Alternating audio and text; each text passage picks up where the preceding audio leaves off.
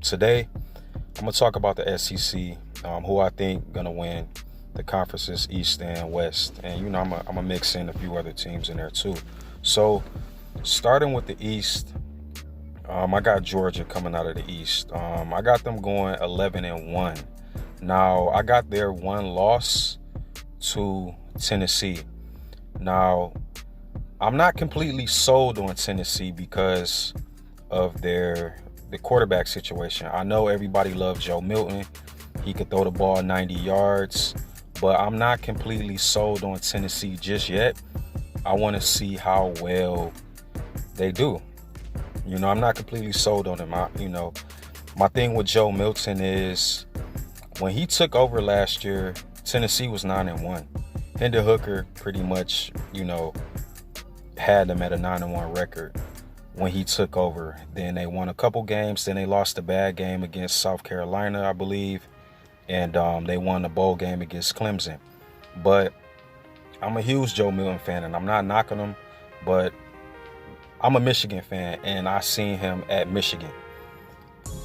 I felt like he should have been a starter after he transferred to Tennessee. Being that he wasn't, he took over a team that was kind of already pretty much in the playoff picture at that time. So, I don't know, but I got Georgia losing to Tennessee if their QB play is all right.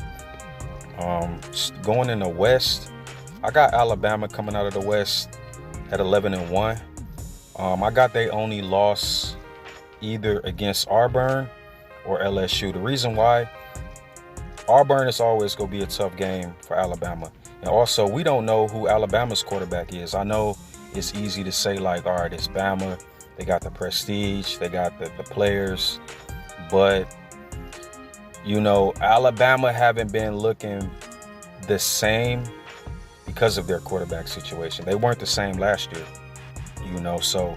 But I'm pretty sure Nick Saban go figure that out. We already know Bama go find a way to win games. But I know it's very early, but they could possibly lose against Auburn, or in LSU. And also, if they don't come out the West, I got LSU coming out the West. What they only lost to Bama or one of the Florida teams. And I feel like we're going to find out a lot about LSU. The first game of the season, like they got Florida State. That's not going to be an easy game. And depending on how things go with them, they might be a 2-3 loss team. But for now, I'm gonna go with Alabama at 11-1. So I got Georgia coming out of the East. I got Alabama coming out of the West, or maybe LSU. This is my wild card team, Texas A&M. I'm just really waiting for Texas A&M to show up. You know what I'm saying? Like when I can't think of the coach's name right now, but when he got hired there at Texas A&M, I already knew that they was go recruit well. I already knew that they was go, have that big buzz, that big expectation that everybody is looking for. But I feel like Texas A&M playing in the West is just tough. Like their schedule is just tough. I say best case scenario for Texas A&M, if they start off 5-0, that would be great. Like that's best case scenario. But then they still have to play Bama. They still got to go to Tennessee and at LSU. So Jimbo Fisher is his name. If Jimbo Fisher don't kind of get the team to win those close games, I feel like he gonna be on the hot seat probably midway through this season. Like I said, best case scenario, if Texas A&M start off 5-0, that's great. You know what I'm saying? And then down the road, they have to play those tougher games. So, we go see, man. I'm just waiting for Texas A&M to, finally show up a little bit. Jimbo Fisher, like I said, look, if you look at their 2022 recruiting class, that class was crazy, and those players were also young. So being that they've been in the system.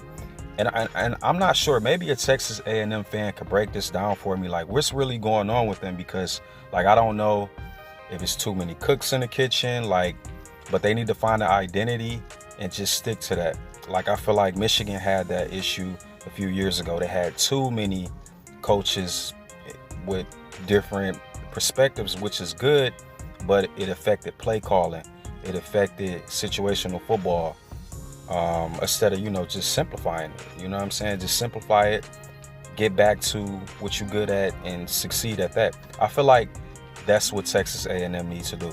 I don't know if you're a Texas A&M fan. Let me know what's your perspective. I don't watch a lot of Texas A&M games, but I see them a lot, and I see the recruiting class, and I'm like, well, I mean, that y'all got the players, so what's really going on? But yeah, y'all, that's my take.